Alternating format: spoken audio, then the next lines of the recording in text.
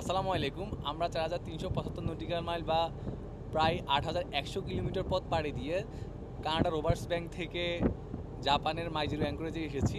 তো এই ৮১০০ কিলোমিটার পথ পাড়ি দিতে আমাদের প্রায় ১৬ দিন সময় লেগেছে। এর পূর্বে আমরা ১৬ দিন আগে কানাডা রোবার্স ব্যাংক পোর্ট থেকে প্রায় ৭১,০০০ টন কয়লা লোড করেছি। সেই কয়লা ডিসচার্জ করতে এসেছি এই জাপানের মাইজিরো পোর্টে। যদিও আমরা এখন আউটার অ্যাঙ্করেজে আছি, এখানে আমরা ডিপথিং করতেছি। আমরা বাড়তির জন্য অপেক্ষা করছি, প্রায় ৫ থেকে ৬ দিন আমরা এখানে অপেক্ষা করব। তারপর যখন আমাদের শিডিউল আসবে তখন আমরা পোর্টে যাব, সেখানে রিসার্চ করব, তারপর আমরা আসলে নতুন গন্তব্যের উদ্দেশ্যে বের হব। তো আসলে এই ১৬ দিনে আসলে আমরা বিভিন্ন ধরনের ওয়েদার ফেস করেছি। আমরা প্রথম ১৩ থেকে ১৪ দিন টানা আসলে রেস্ট্রিক্টেড ভিজিবিলিটির মধ্যে সেল করেছি। তেমন কোনো সূর্য দেখা না মিললে চলে, আপনারা যারা আমার আগের ভিডিওগুলো দেখেছেন তারা খেয়াল করেছেন।